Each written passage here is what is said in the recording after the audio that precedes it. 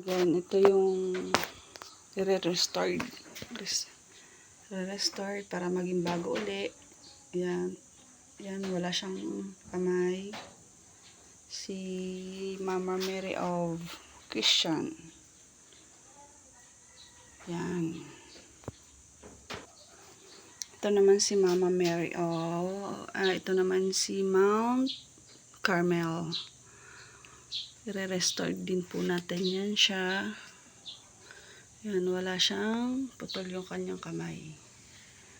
Yan, repaint. Then, basag. Yan.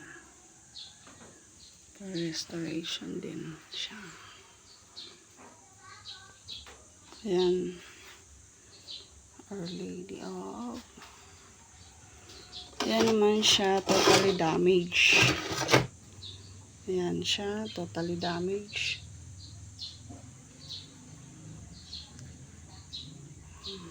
Ayan.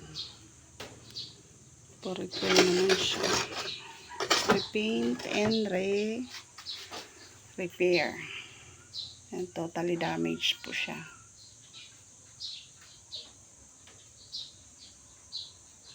Ayan.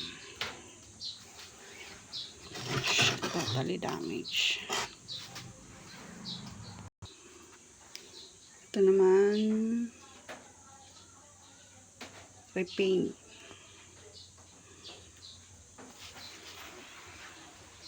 Yan po siya, repaint po siya, repaint. Ang gagawin po natin ay repaint. Gagawin po natin siyang parang bago.